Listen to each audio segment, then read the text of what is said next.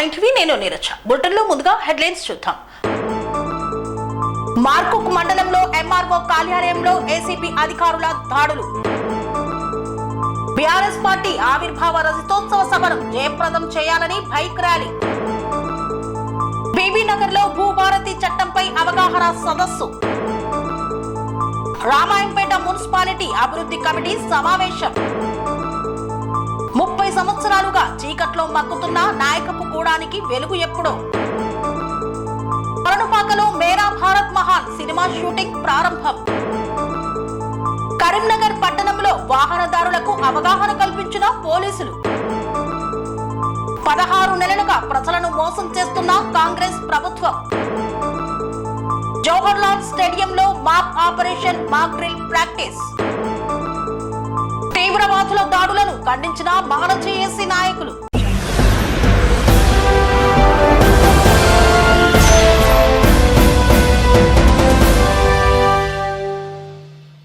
మార్కుక్ మండలంలో ఎంఆర్ఓ కార్యాలయంలో ఏసీపీ అధికారులు తనిఖీలు నిర్వహించారు. గజ్వేల్ నియోజకవర్గం మార్కుక్ మండలంలో ఎంఆర్ఓ కార్యాలయంలో ఏసీపీ అధికారులు తనిఖీలు చేపట్టారు. కాళేశ్వరం ప్రాజెక్టులో కీలకంగా వ్యవహరించిన ఈఎన్సీ హరిరామ్ ఏకకాలంలో 14 చోట్ల ఏసీపీ తనిఖీలు చేస్తున్నారు అధికారులు. గజ్వేల్ నియోజకవర్గం మార్కుక్ లో 30 నుండి 100 ఎకరాల వరకు వ్యవసాయ భూమి ఉందని గుర్తించారు. గజ్వేల్ లో ఫామ్ హౌస్, హైదరాబాద్ లో లగ్జరీ ప్లాట్లు ఉన్నాయని మార్కుక్ ఎంఆర్ఓ కార్యాలయంలో తనిఖీలు చేపట్టారు. మెదక్ ఏసీపీ డీఎస్పీ సుదర్శన్, ఇన్స్పెక్టర్లు కొండా రమేష్, వెంకటేశ్వర్లు మరియు సిబ్బంది తనిఖీలను నిర్వహిస్తున్నారు. ఈ నెల 27వ తారీఖున బీఆర్ఎస్ పార్టీ తలపెట్టిన రజతోత్సవ సభను విజయవంతం చేయాలని భారీ బైక్ ర్యాలీ నిర్వహించిన ఓల్డ్ బోయిన్పల్లి నాయకులు. బీఆర్ఎస్ పార్టీ ప్రతిష్టాత్మకంగా చేపట్టిన బీఆర్ఎస్ ఆవిర్భావ వేడుకలకు చలో వరంగల్ రజతోత్సవ సభను జయప్రదం చేయాలని ఓల్డ్ బోయిన్పల్లి 119వ డివిజన్ కార్పొరేటర్ ముద్దం నరసింహ యాదవ్ ఆధ్వర్యంలో భారీ bike rally BRS party office నుండి బయలుదేరి అంబేద్కర్ చౌరస్తా, హస్మత్ పేట్ మెయిన్ రోడ్ పెద్ద మజీద్ నుండి స్టార్ పాయింట్ మీదుగా ఆంజయ్య నగర్ కమ్యూనిటీ హాల్ మీదుగా కట్టమైసమ్మ నుండి బోయిన చెరువు మీదుగా సెంట్ పాల్ స్కూల్ మీదుగా అంబేద్కర్ స్టాచ్యూ వరకు ర్యాలీని నిర్వహించారు. ఈ కార్యక్రమంలో నియోజకవర్గ మైనార్టీ అధ్యక్షుడు సయ్యద్ ఏజాజ్ భాయ్, డివిజన్ అధ్యక్షుడు ఇర్ఫాన్ భాయ్, జనరల్ సెక్రటరీ హరినాథ్, సీనియర్ నాయకులు కర్రే చెంగయ్య తదితరులు పాల్గొన్నారు. మళ్ళీ ఇంకా పేరున కదిరిపోయి మా పోచన్న, మా సీనన్న, అంతయ్య కుల సంఘాలు పెద్ద పెద్ద వాళ్ళందరూ కూడా మొత్తం రావడం జరిగింది. ఈ సభను మనం అనుకున్న దానికన్నా 100 రెట్లు అందరూ కూడా ఫోన్లు చేసి అన్నా మేము వస్తాం సభకు, మాకు ఏమైనా బస్సులు ఏర్పాటు చేయండి, బళ్ళు ఏర్పాటు చేయమని కాలనీలకెళ్ళి బస్సులకెళ్ళి ఫోన్లు వస్తున్నాయి. దాంట్లో బాగానే ఈరోజు మళ్ళొకసారి రేపు ఉంది కాబట్టి ర్యాలీ తీద్దామని అన్ని ఈ ప్రాంతం అంతా కూడా బైక్ ర్యాలీ చేయడం జరిగింది. ఈరోజు కేసీఆర్ గారి ఒక సభకు రేపు దేశం అంతా ఎదురు చూస్తుంది. కేసీఆర్ గారు ఏం మాట్లాడతారు, ఏమైతే రాష్ట్రంలో ఒక సంచలనంగా, ఎందుకంటే 25 సంవత్సరాలు మా పార్టీ ఒక యంగ్ పార్టీ, ఎందుకంటే 25 సంవత్సరాలు ఒక యువకులు లెక్క ఉన్న పార్టీ, దానికి ఇంకా పురుగు తొలగిస్తూ రేపు కొన్ని 10 లక్షలు అనుకుంటున్నాం కానీ దాదాపు ఒక 50 లక్షల దాకా వస్తారని కూడా అంచనా చేస్తున్నారు. మిగతా వాళ్ళందరూ కూడా చెప్తున్నారు, ఎక్కడ చూసినా కానీ రేపటి సభ గురించి టీవీలకు కానీ సభకు రానికి కానీ అందరూ కూడా అతకపోయే పరిస్థితి ఉంది. అలాగే మా బోయినపల్లి నుంచి మా కుకుట్పల్లి ఎమ్మెల్యే గారి ఆధ్వర్యంలో దాదాపుగా ఇక్కడ ఒక 1000 మంది కూడా రేపు బయలుదేరడానికి ప్రయత్నం చేస్తున్నాం. ఆల్రెడీ బస్సులు, కార్లు కూడా మాట్లాడడం, ఇంకా అందరూ కూడా అన్న మాకు కూడా కావాలని ఫోన్లలో అడుగుతూ ఉన్నారు. ఎంతైనా ఏర్పాటు చేసి అందరూ కూడా తీసుకెళ్ళడానికి ప్రయత్నించారు. డివిజన్లో పార్టీ నాయకుల మధ్య కొంచెం సఖ్యత లోపించినట్టు నిన్న కొంతమంది ర్యాలీ చేసినారు, ఈరోజు చేశారు. దానిపైన అది నేనేంటంటే నా సిరిసిల్ల పోయి లేకుంటే నేను నిన్న మధ్యాహ్నం వచ్చింది. నేను అనుకోకుండా అది నేను లేను కాబట్టి అది ప్రోగ్రాము ఇదే, లేకుంటే ముందు ఉంటే ఉంటుండేది. పార్టీ అంతా ఒకటి కానీ పార్టీలో సఖ్యత ఏముంటుంది, పార్టీ అధిష్టానం ఉంటుంది, మన ఎమ్మెల్యే గారు ఉన్నాం, అంతా పార్టీ అనేది అంతా కూడా లైన్లో ఉంటుంది. అది ఇబ్బంది ఉంటుంది, చేసిన పార్టీ గురించి చేస్తాం కానీ దాని ఇబ్బంది లేదు. జెండావిష్కరణ చేస్తారా? రేపు జెండావిష్కరణ ఇక్కడ నుంచే చేసి ఇక్కడ నుంచే మేము బయలుదేరాం. 10 వరకు బయలుదేరాం అనుకుంటాం. మార్నింగ్ దాదాపు ఒక 1000 మంది అనుకుంటున్నాం. దానికి బస్సులు, కార్లు ఏర్పాట్లు చేస్తున్నాం. అందరం వాళ్ళకి భోజనాలు కూడా అన్ని ఏర్పాటు చేసి తీసుకెళ్తున్నాం. బహిరంగ సభ తర్వాత ఎలా ఉండబోతుంది మీరే చెప్తారు, మీడియా సోదరులు కానీ ఇంటెలిజెన్స్ కానీ ఈరోజు రాష్ట్రంలో ఏం జరుగుతుంది అనేది రేపు కేసీఆర్ గారి సందేశంతో రాష్ట్రం ఒక చిత్రమే మారిపోతుంది. రాష్ట్రంలో అంతా కూడా ఎదురు చూస్తుంది. ఎందుకంటే అస్తవ్యస్త రాజకీయాల మధ్యలో ఏం జరుగుతుంది మీకు కూడా తెలుసు కాబట్టి తప్పకుండా రేపటి సభ తర్వాత చాలా. బీబీనగర్ లో భూభారతి చట్టంపై ప్రజలకు అవగాహన కార్యక్రమాన్ని నిర్వహించారు. ఈ కార్యక్రమంలో ఎమ్మెల్యే, కలెక్టర్ పాల్గొన్నారు. బీబీనగర్ లో భూభారతి చట్టంపై అవగాహన సదస్సులో ముఖ్య అతిథిగా హాజరైన భువనగిరి ఎమ్మెల్యే కుంభం అనిల్ కుమార్ రెడ్డి, జిల్లా కలెక్టర్ హనుమంతరావు. ఈ కార్యక్రమంలో additional collector Veerareddy, RDO Krishnareddy, మాజీ జిల్లా పరిషత్ చైర్మన్ కసిరెడ్డి నారాయణ రెడ్డి, అధికారులు, నాయకులు, రైతులు, మహిళలు పాల్గొన్నారు. భూభారతి చట్టంపై బీబీనగర్ ఎంఆర్ఓ కార్యాలయం ఆవరణలో నిర్వహించిన అవగాహన సదస్సులో ఎమ్మెల్యే కుంభం అనిల్ కుమార్ రెడ్డి మాట్లాడుతూ బీఆర్ఎస్ 10 ఏళ్ల పాలనలో ధరణితో మోసం చేసిందన్నారు. భూభారతితో సమస్యలన్నీ పరిష్కారం అవుతాయని పేర్కొన్నారు. నాడు ప్రతిపక్షంలో ఉన్నప్పుడు ధరణిపై పోరాటం చేశామన్నారు. ప్రతిపక్షంలో ఉన్నప్పుడు సీఎం రేవంత్ రెడ్డి అధికారంలోకి రాగానే ధరణిని బంగాళాఖాతంలో కలిపి కొత్త చట్టం తీసుకువస్తానని హామీ ఇచ్చారు. ఇచ్చిన మాట ప్రకారం భూభారతి చట్టాన్ని తీసుకువచ్చారని పేర్కొన్నారు. అదేవిధంగా అన్ని పథకాలను కాంగ్రెస్ ప్రభుత్వం అమలు చేస్తుందని తెలిపారు.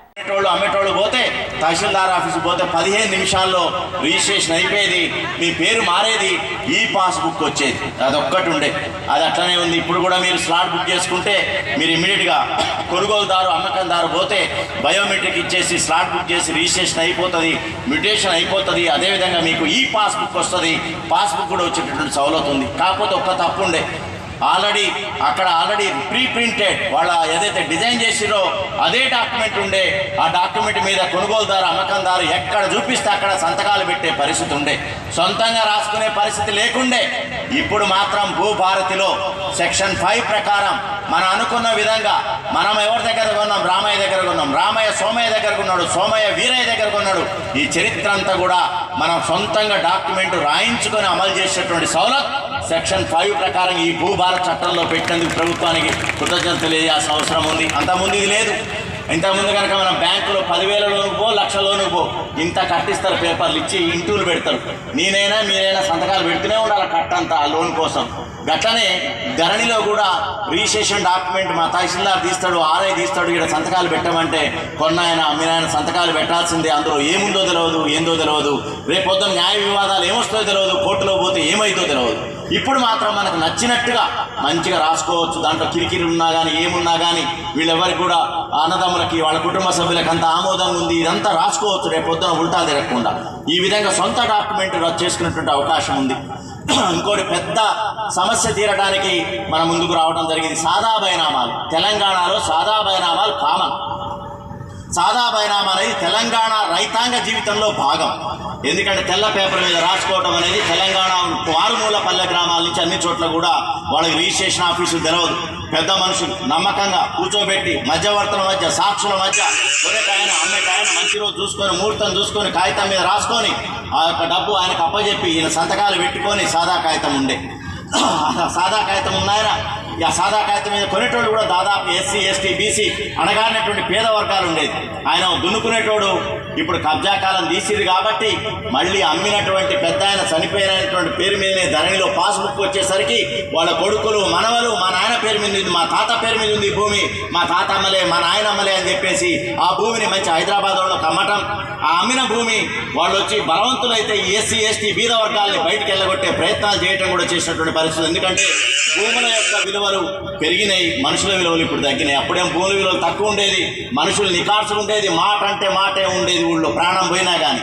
ఇప్పుడు ఆ పరిస్థితి లేదు. భూములు ఎక్కడికో పోయినాయి, విలువలు, మనుషుల విలువలు తగ్గిపోయినాయి. తర్వాత తరాలు మనవలు, కొడుకుళ్ళు వీళ్ళెవరు కూడా మా నాయన అమ్మలే, మా నాయన సంతకం కాదు, మా తాత సంతకం కాదు, అమ్మనే అమ్మలే, కౌలుకు చేసుకోమన్నా మా జీతగాళ్ళకి చేసుకోమంటే ఈయన ఏదో కాగితం పుట్టి ఇచ్చిండు, ఇది కానే కాదు, సాదా కాగితం చెల్లదని చెప్పేసి చేసే పరిస్థితి ఉండే.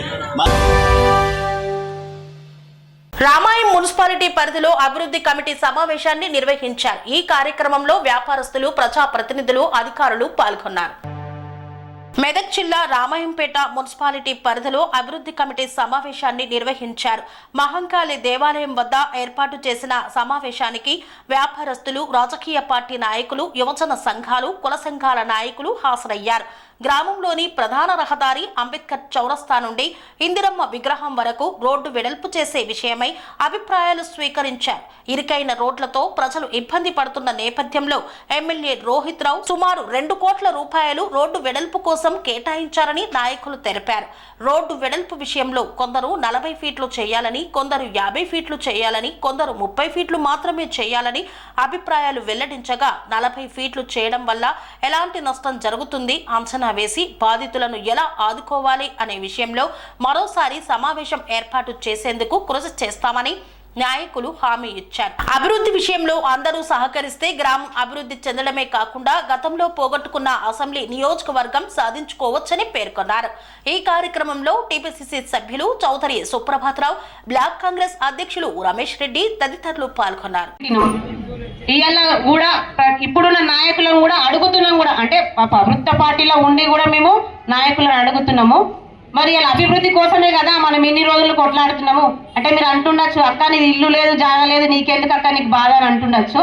కానీ నాకైతే ఊరు అభివృద్ధి కావాలని మాత్రం ఆరాటం ఉంటుంది. ఎందుకంటే రామాయంపేట రెవెన్యూ డివిజన్ కోసం మీరు అందరూ చూసిండ్రు. నేను ఆడ ఎంత కొట్లాడినో ఎంత చేసినో నాకు తెలుసు. నేను ఇల్లు పోగొట్టుకున్నా, పొలం పోగొట్టుకున్నా, అంటే మీ అందరి కోసం నేను కొంచెం కష్టపడాలని నా బిజినెస్ ను అన్ని వదులుకొని కూర్చున్నా. ఓకే, ఇలా డివిజన్ వచ్చింది, ఆఫీసులు కూడా త్వరలోనే వస్తున్నది. మరి వాటితో పాటు మరి ఇలా రెవెన్యూ నియోజకవర్గం రావాలంటే కూడా రామాయంపేట అభివృద్ధి జరగాల. మరి ఇలా నియోజకవర్గం ఇవ్వాలంటే పెద్ద నాయకులు ఏమంటున్నారు అంటే రామాయంపేటలో ఏముందని ఏమంటావమ్మా అని అంటున్నారు. ఒక బస్సులు వస్తలేవు, పోతలేవు అని మనమే చెప్తున్నాము. మరి అవన్నీ రావాలన్నా, రామాయంపేట అభివృద్ధి చెందాలన్నా, ఇలా వ్యాపారస్తులు బాగుపడాలన్నా, వ్యాపారాలు నడవాలన్నా రామాయంపేట అభివృద్ధి చెందాలి. ఇలా ఊళ్ళోకించి ఒక మనిషి రావాలంటే రోడ్డు బాగలేదని చెప్పి అట్లకించి పక్కకించి వెళ్ళిపోతున్నారు. మనం సహకరించకపోయే వర్గాలు కూడా అక్కడోళ్ళని వెళ్ళిపోతున్నారు. కాబట్టి రామాయంపేట అభివృద్ధిని దృష్టిలో పెట్టుకొని మీరందరూ కూడా సహకరిస్తే బాగుంటుందని చెప్పి మరి జనాభాలో దాదాపు 40% మంది 25 సంవత్సరాల నుంచి 40 సంవత్సరాల వరకు యువత ఉంటారు. ఎవరిని అడిగినా కానీ మన రామంపేట రాజకీయ నాయకుల గురించి అన్ని పార్టీల నాయకులను నమ్మే పరిస్థితి లేదు. అది అందరికీ కూడా తెలుసు. Bharatiya Janata party, TRS party, Congress party అంటే నేను 40 సంవత్సరాలు ఉంటానా, 40 సంవత్సరాల నుంచి రామాయంపేట ఎట్లుందో అట్లనే ఉంది. ఏమాత్రం అభివృద్ధి కూడా జరగలేదు. ఎందుకు జరగలేదు? ప్రజల వద్ద లోపం ఉందా, నాయకుల వద్ద లోపం ఉందా అని చెప్పేసి మనము ఆలోచించుకోవాలి. ఇప్పుడు గతం 10 సంవత్సరాలు అధికారంలో ఉన్న వాళ్ళు ఈ రోడ్డు వేస్తామని 2018లో చెప్పినట్టు నాకు తెలుసు. కానీ ఇంతవరకు కూడా మనకు ఆ రోడ్డు పని అనేది జరగలేదు. అదేవిధంగా ఇప్పుడు దాదాపు ఎస్సీ కాలనీ 6వ వార్డు, 8వ వార్డు, 9వ వార్డు, 12వ వార్డు దాదాపు 10,000 జనాభా ఉంటుంది. 10,000 జనాభా ఉంటుంది. ఆ 10,000 జనాభా అందరూ కూడా ఈ రోడ్డు నుంచే వస్తుంటారు. మంచి చెడు, బోనాలు, గణపతులు, వినాయక చవితి, శ్రీరామనవమి, అదేవిధంగా డిజిటల్ తెలంగాణ, బంగారు తెలంగాణ, అభివృద్ధి పదంలో దూసుకుపోతున్న తెలంగాణ అంటూ నాయకులు ఎన్నో హామీలను ఇస్తూ మనం ఎంతో అభివృద్ధి చెందుతున్నామని తెలుపుతున్నారు. కానీ వీటి వెనక కూడా మగ్గిపోతున్న ఎన్నో గ్రామాలు ఉన్నాయి. ఇప్పటికీ కరెంటు లేక చిక్కటిలో మగ్గిపోతున్న గ్రామాలను గురించి ఇప్పుడు ఒకసారి తెలుసుకుందాం. తెలంగాణ రాష్ట్రంలో ఇంటింటికి ఇంటర్నెట్ వస్తుందంటూ ప్రకటనలు చేస్తున్నారు. గ్రామాలన్నీ వెలుగులతో మెరుస్తున్నాయంటూ నాయకులు చెబుతున్నారు. కానీ ఈ హడావిడిలో ఓ వాస్తవాన్ని ఎవరూ చూడటం లేదు. కొమరం భీం ఆసిఫాబాద్ జిల్లా తిర్యాని మండలంలో ఉన్న నాయకపుగూడ అనే గ్రామం ఇప్పటికీ చీకటిలో జీవిస్తోంది. ఇది వాస్తవం. ఇది నిజంగా జరుగుతున్న అణచివేత. ఇది పాలకుల నిర్లక్ష్యానికి, ప్రజా హక్కులను అపహరిస్తున్న ఉదాహరణ. నాయకపుగూడలో మొబైల్ ఫోన్లు కలిగిన వారు ఉన్నా వాటిని ఉపయోగించలేరు. ఎందుకంటే ఆ గ్రామంలో మొబైల్ నెట్వర్క్ లేదు. కాల్ చేయాలంటే, మెసేజ్ పెట్టాలంటే, డేటా వాడాలంటే, కనీసం ఒక సమాచారం తెలుసుకోవాలంటే వారికి కిలోమీటర్లు నడిచేలా చేస్తోంది ఈ వ్యవస్థ. ప్రజలు మాట్లాడడం కోసం, ఆరోగ్య సేవలు పొందేందుకు డాక్టర్కి కాల్ చేయాలంటే తప్పనిసరిగా మరొక గ్రామానికి వెళ్లాల్సిందే. ఇది ఓ గ్రామానికి శాపంగా మారింది. గ్రామంలో కరెంటు లేదు. 30 ఏళ్లుగా మౌలిక సదుపాయం లేకుండా జీవిస్తున్నారు. సెల్ ఫోన్ ఉంటే చాలు అనుకునే ఈ కాలంలో వారు ఛార్జింగ్ పెట్టుకోవడానికి 2 నుండి 5 కిలోమీటర్లు నడవాల్సి వస్తుంది. నడుస్తూ వెళ్లి ఛార్జింగ్ పెట్టుకొని తిరిగి రావాల్సిన ఈ బాధను బతకడమే కష్టంగా మారిన ఈ ప్రజల పరిస్థితిని పాలకులు చూడరు, పట్టించుకోరు. గతంలో వచ్చిన సోలార్ లైట్లు కూడా గాలికి వదిలేశారు. చెప్పడానికి సౌరశక్తి ప్రయోగం చేశామంటారు. కానీ నాయకపు గూడాకు పంపిన సోలార్ లైట్లు పాడయ్యాయి. వాటిని తిరిగి పెట్టడానికే ప్రభుత్వం స్పందించలేదు. అధికారులకు గుర్తులేదు. ప్రజాప్రతినిధులు పట్టించుకోలేదు. ఇది నూతన ప్రాజెక్టులు పెట్టే ముందు ఉన్నప్పటి సంరక్షించలేని తత్వానికి నిదర్శనం. మహిళలు చీకట్లోనే జాగారం చేస్తూ బాధపడుతున్నారు. వైద్య సహాయం అందించేందుకు కాల్ చేయాలంటే నెట్వర్క్ లేదు. అంబులెన్స్ రావాలంటే రోడ్డు లేదు, రవాణా లేదు, బస్సు రాదు. వాహనం అనేది ఊహే. వర్షాకాలంలో బురదలో కాళ్ళు పాతుకొని కష్టపడాల్సిందే. ఈ కాలంలో 10 నిమిషాలు కరెంటు పోతే అసహనం వస్తుంది. ఫ్యాన్ ఆగితే చాలు తట్టుకోలేరు. ఫోన్ ఛార్జింగ్ లేకపోతే అసహనం. కానీ నాయకపుగూడలోని ప్రజలు ఇదే జీవితంగా 30 సంవత్సరాలుగా జీవిస్తున్నారు. ఇది అభివృద్ధి కాదు, ఇది వ్యవస్థాత్మక నిర్లక్ష్యం. ఇది మానవ హక్కుల ఉల్లంఘన. ప్రజలు తగినంత ఓట్లు వేస్తున్నారు, కానీ ప్రభుత్వం వెలుతురులు ఇవ్వడంలో విఫలమవుతోంది. మా గ్రామానికి మేము స్వాతంత్రం సంపాదించుకున్నట్లే, కానీ వెలుతురు ఇవ్వడంలో ప్రభుత్వ యంత్రాంగం మాత్రం అంధత్వంతో నడుస్తోంది అని గ్రామస్తులు ఆవేదనతో చెబుతున్నారు. ప్రభుత్వానికి, అధికారులకు, ప్రజాప్రతినిధులకు ఓ విజ్ఞప్తి: తక్షణమే సోలార్ లైట్లను పునరుద్ధరించండి. విద్యుత్ శాఖ వెంటనే చర్యలు తీసుకొని గ్రామానికి విద్యుత్ అందించాలని, రోడ్డు నిర్మాణం చేపట్టాలని, మొబైల్ నెట్వర్క్ టవర్ ఏర్పాటు చేయాలని నాయకపుగూడ ప్రజలు కోరుతున్నారు. వార్తల్లో చిన్న విరామం. కన్స్ట్రక్షన్ రంగాలలో దశాబ్దపు అనుభవంతో కస్టమర్ల మరియు శ్రేయోభిలాషుల మన్ననలను, నమ్మకాన్ని గెలుపొందిన సంస్థ విఆర్ఆర్ కన్స్ట్రక్షన్స్. నాణ్యతకు, నమ్మకానికి మారుపేరు VRR constructions. Independent houses, apartments, villas అన్ని రకాల హంగులతో అలరించే అద్భుతమైన వెంచర్స్ తో పాటు అందరికీ అందుబాటు ధరలో సొంత ఇంటి కలను సాకారం చేసే నమ్మకమైన సంస్థ విఆర్ఆర్ కన్స్ట్రక్షన్స్.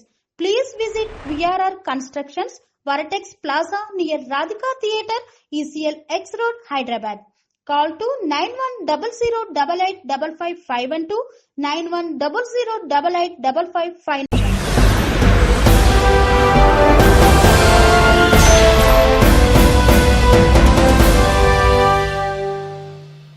తిరిగి వార్తలకు స్వాగతం. ఆలేరు మండలం కొలనుపాక గ్రామంలో మేరా భారత్ మహాన్ సినిమా షూటింగ్ ను ప్రారంభించారు. యాదాద్రి భువనగిరి జిల్లా ఆలేరు మండలం కొలనుపాక గ్రామంలో జైన మందిరంలో మేరా భారత్ మహాన్ సినిమా షూటింగ్ శనివారం రోజున ప్రారంభించారు. ఈ సందర్భంగా దర్శకుడు టి. రాము మాట్లాడుతూ, మనీష్ గౌర్ హాలీవుడ్ సమర్పణలో ఈ చిత్రం నిర్మిస్తున్నామని తెలిపారు. ప్రసిద్ధ పుణ్యక్షేత్రమైన సోమేశ్వర ఆలయం, శ్రీ అన్నపూర్ణేశ్వర విశ్వేశ్వర స్వామి ఆలయాలతో పాటు కొలనుపాక పరిసర ప్రాంతాల్లో షూటింగ్ నిర్వహించామని తెలిపారు. ఈ సినిమాలో నటీనటులు ప్రధాన పాత్రధారులుగా డప్పు శ్రీనివాస్, రేవు సీతారామే, రోజారాణి, సుందరమ్మ, రామశర్మ, శేషు కుమారి, సురభి జాన్, సురభి వీణ, సురభి ప్రియాంక పాత్రలలో ఉన్నారని తెలిపారు. సంగీతం అనిల్ కుమార్, కెమెరామెన్ సర్వేపల్లి వెంకన్న, మేకప్ రఘు అందచేస్తున్నారని తెలియజేశారు. పాదవందనండి. నేను రంగస్థలం నటుడి నుంచి సినీ రంగానికి ఇప్పుడే తప్పటడుగులు వేస్తున్నాను.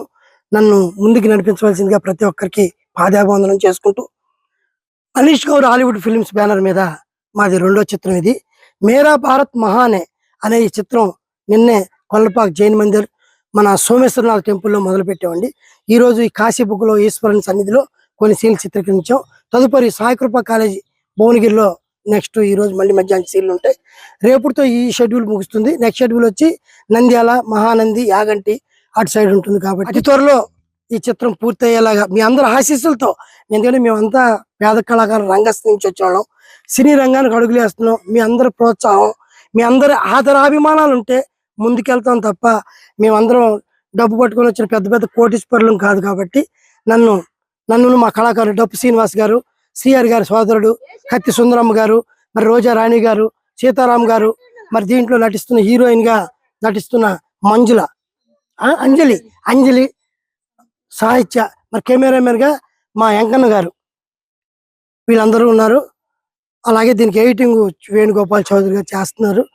మీ అందరి ప్రోత్సాహంతో ముందుగా విలేకరులు మాకు, ఎందుకంటే ఎక్కడ షూటింగ్ చేసినా మేము ఇచ్చేవాళ్ళం కాదు. అయినా సరే వచ్చి ఎంత అడవిలో చేసినా కానీ వచ్చి వాళ్ళు మమ్మల్ని ప్రోత్సహిస్తున్నందుకు వారందరికీ పేరు పేరున మా కళాకారుల తరపున పాదాభివందనాలు చేసేసుకుంటూ మేరా Bharat మహానే.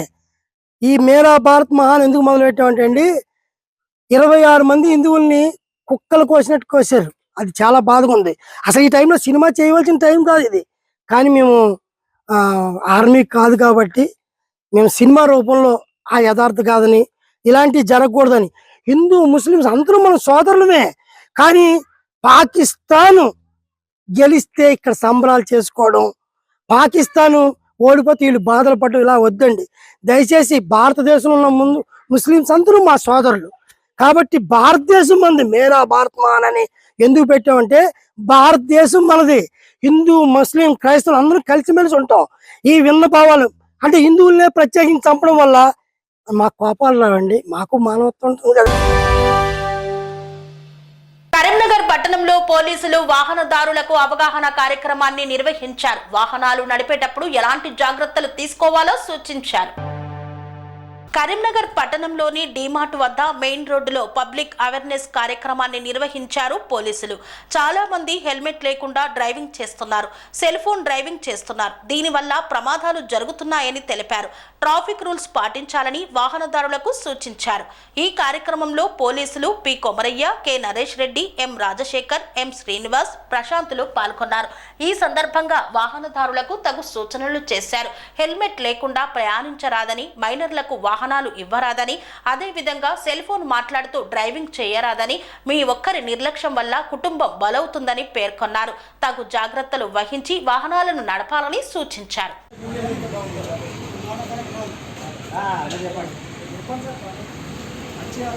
Triple riding, cell phone driving బాగుంది. వాటి వల్ల ఫైన్ లాస్ అయ్యి యాక్సిడెంట్లు కూడా ఎక్కువ అవుతా ఉంటాయి. కాబట్టి సెల్ ఫోన్ డ్రైవింగ్ బాగా చాలామంది చేస్తారు. మనం సెల్ ఫోన్ డ్రైవింగ్ చేయడం వల్ల పక్కన వాళ్ళకి ఇబ్బంది. మనం డ్రైవింగ్ చేయడం వల్ల సెల్ ఫోన్ డ్రైవింగ్ ఆ సెల్ ఫోన్ ఆలోచన పడి పక్కన ఉన్న కింద పడ్డా కానీ కాళ్ళు రెక్కలు ఇంకా దెబ్బలు తాకుతాయి, తలకు దెబ్బలు తాకుతాయి, ప్రాణాలు పోయే పరిస్థితి కూడా వస్తాయి. కాబట్టి మీరు సెల్ ఫోన్ డ్రైవింగ్ చెప్పి పబ్లిక్ అవేర్నెస్ చేయాలని చెప్పి మీరు పైకి వెళ్ళి ఆఫీసర్ల ఆర్డర్ ఉంది కాబట్టి మీకు అవేర్నెస్ చేస్తుంది. ఓకేనండి, రైటా? కాంగ్రెస్ పార్టీ మోసపూరిత హామీలతో 16 నెలలుగా ప్రజలను మోసం చేస్తుందని పేర్కొన్న బడుగుల లింగయ్య యాదవ్. బీఆర్ఎస్ పార్టీ రజతోత్సవ సభను విజయవంతం చేయాలని కోరుతూ కోదాడ మాజీ ఎమ్మెల్యే బొల్లం మల్లయ్య యాదవ్ ఆధ్వర్యంలో ఆయన నివాసంలో ఏర్పాటు చేసిన సమావేశంలో బడుగుల లింగయ్య యాదవ్ మాట్లాడారు. తెలంగాణ ఏర్పడి 10 ఏళ్లు బీఆర్ఎస్ పాలనలో దేశంలోనే తెలంగాణను అగ్రగామిగా నిలిపిందన్నారు. 16 నెలలుగా మోసపూరిత హామీలతో ప్రజలను నట్టేట ముంచుతూ వారికి అందాల్సిన ఫలాలు అందకుండా పోతున్నాయన్నారు. కాంగ్రెస్ పార్టీ వైఫల్యాలే లక్ష్యంగా బీఆర్ఎస్ పార్టీ చేపట్టిన రజతోత్సవ సభను విజయవంతం చేసేందుకు ప్రజలు అధిక సంఖ్యలో పాల్గొనాలని పిలుపునిచ్చారు. మాజీ ఎమ్మెల్యే బొల్లం మల్లయ్య యాదవ్ మాట్లాడుతూ కేసీఆర్ పాలన ఒక స్వర్ణయుగం లాంటిదన్నారు. ప్రతి నిరుపేదకు సంక్షేమ ఫలాలు అందాయన్నారు. నేడు కాంగ్రెస్ ప్రభుత్వం వారిని నట్టేట ముంచిందన్నారు. ప్రజా సమస్యలపై నిరంతరం పోరాటాలు చేసేది ఒక బీఆర్ఎస్ పార్టీ అని పేర్కొన్నారు. ఎప్పుడు ఎన్నికలు వస్తే అప్పుడు బీఆర్ఎస్ ను గెలిపించేందుకు ప్రజలు సిద్ధంగా ఉన్నారన్నారు. ఈ సందర్భంగా సభను విజయవంతం చేయాలని ఇంటింటికి తిరుగుతూ ఆహ్వానించారు. నియోజకవర్గ బీఆర్ఎస్ పార్టీ నాయకులు కూడా ఏ కార్యక్రమం ఇచ్చినా బ్రహ్మాండంగా చేస్తారు. అట్లనే దీన్ని కూడా జయప్రదం చేసి రేపు సకాలంలో, ఇది దూరపు నియోజకవర్గం కాబట్టి ఇక్కడ కొంత సంఖ్య తక్కువ ఇచ్చిన 3000 అని అనుకున్నాం, కానీ ఇంకా దాటిపోతుంది. కాబట్టి 10 గంటల వరకు బయలుదేరి వచ్చి సభను సక్సెస్ చేయాల్సి ఎప్పుడు మార్నింగ్ వచ్చి ఎమ్మెల్యే గారు చెప్తున్నాడు ఉదయం 6 గంటల నుంచి ఇక్కడ బయలుదేరాలా అని చెప్పి వారికి రవాణా సదుపాయం కానీ భోజన ఏర్పాట్లు కానీ అన్ని కూడా పార్టీ పరంగా మేము చూసుకున్నాం. కాబట్టి ఖచ్చితంగా అందరూ పొద్దుగాల సకాలంలో రావాల్సిందిగా నేను ఆహ్వానిస్తున్నాను. ఉమ్మడి నల్గొండ జిల్లాలో జగదీశ్వర్ రెడ్డి పరిపాలన ఎట్లా ఉంది, ఇప్పుడు ఈ మంత్రుల పరిపాలన ఎట్లా ఉంది, ఒక్క రివ్యూ లేదు. ఇంతవరకు ఒడ్లు కానీ నాదులు లేడు. ఇలా కోదాడ నియోజకవర్గంలో అసలు శాసనసభ్యురాలు ఉన్నదా లేదా, ఎప్పుడన్నా ఎవరికన్నా వచ్చిందా? బొల్లం మల్లయ్య గారు ఎమ్మెల్యేగా ఉన్నప్పుడు మేము మొన్న వరి పంట ఎండిపోయిన సందర్భంలో వస్తే అక్కడ ప్రజలు చెప్తున్నారు, సార్ సావుకు బతుకు పెళ్లికి ఏదన్నా కూడా ఎక్కడ పిలిచినా బొల్లం మల్లయ్య గారు మాకు ఉండేది.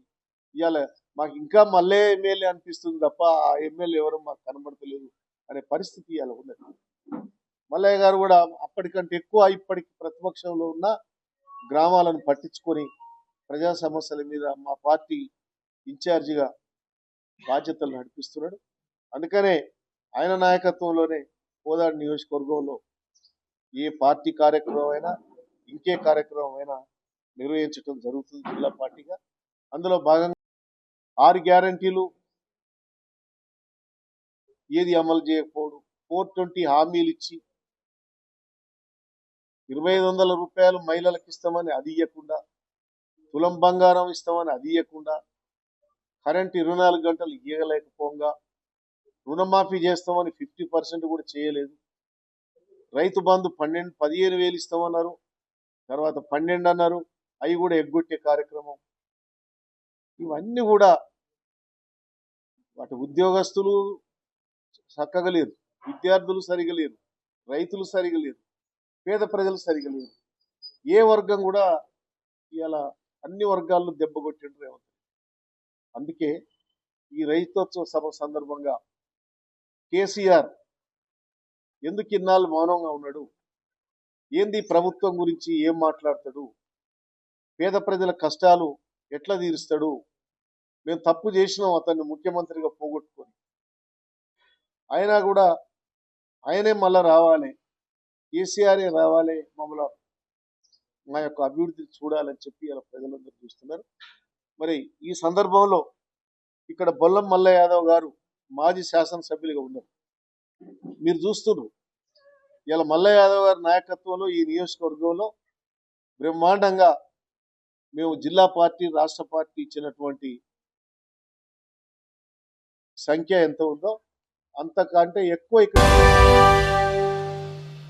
జవహర్లాల్ స్టేడియంలో mob operation mock drill practice చేశారు. శాంతి భద్రతలను పరిరక్షించడమే మా లక్ష్యమని పేర్కొన్నారు డీసీపీ. అక్రమంగా గుమిగూడిన జన సమూహాలను కంట్రోల్ చేయుటకు అవాంఛనీయ సంఘటనలు పోలీసుల దృష్టికి వచ్చినప్పుడు 144, 163 BNSS సెక్షన్ అమల్లో ఉన్న సందర్భంలో ప్రజల శాంతి భద్రతల నేపథ్యంలో పోలీసులు ఏ విధంగా స్పందించాలి, అక్రమ జన సమూహాలను ఏ విధంగా చెదరగొట్టాలి అనే వ్యూహంలో భాగంగా రామగుండం పోలీస్ కమిషనర్ అంబర్ కిషోర్ ఝా ఆదేశాల మేరకు రామగుండం గోదావరికనిలోని జవహర్లాల్ నెహ్రూ స్టేడియం గ్రౌండ్లో గోదావరికని ఏసీపీ ఎం రమేష్ ఆధ్వర్యంలో Godavarikhani sub division Godavarikhani 1 town Ramagundam circle civil పోలీసులకు mop operation mock drill practice నిర్వహించారు. ఈ కార్యక్రమానికి పెద్దపల్లి డీసీపీ కర్ణాకర్ ముఖ్య అతిథిగా హాజరై సిబ్బందితో మాట్లాడారు. ఈ సందర్భంగా డీసీపీ మాట్లాడుతూ ప్రజల ప్రభుత్వ ఆస్తులు ధ్వంసం చేస్తూ విధ్వంసానికి పాల్పడుతున్న సందర్భాల్లో సమయస్ఫూర్తితో వ్యవహరిస్తూ జన సమూహాలను నియంత్రించి శాంతి భద్రతలను ఎలా నియంత్రించాలన్న వాటిపై మాప్ ఆపరేషన్ మాక్ డ్రిల్ ప్రాక్టీస్ ముఖ్య ఉద్దేశాన్ని సిబ్బందికి డీజీపీ వివరించారు. మాక్ ఆపరేషన్ మాక్ డ్రిల్ ముఖ్య ఉద్దేశం శాంతి భద్రతలకు విఘాతం కలిగినప్పుడు, ఘర్షణలు తలెత్తినప్పుడు శాంతి భద్రతలను పరిరక్షించడానికి పోలీస్ శాఖ ఎలా వ్యవహరిస్తుంది, ఘర్షణలకు పాల్పడిన వారిపై ఏ విధంగా చర్యలు తీసుకుంటారు అనే దాని గురించి అవగాహన కల్పించేందుకు మాక్ డ్రిల్ నిర్వహించినట్లు డీసీపీ తెలిపారు. జమ్మూ కాశ్మీర్ లో పర్యాటకులపై ఉగ్రదాడిని నిరసిస్తూ మాల జేఏసీ నాయకులు కొవ్వొత్తులతో ఘననివాళులు అర్పించారు. జమ్మూ కాశ్మీర్ లో 26 మంది పర్యాటకులపై ఉగ్రవాదుల పాశవిక దాడిని తీవ్రంగా ఖండిస్తూ మాల జేఏసీ నాయకుల ఆధ్వర్యంలో అంబేద్కర్ విగ్రహం వద్ద అమరులైన వారికి కొవ్వొత్తులతో ఘనంగా నివాళులు అర్పించారు.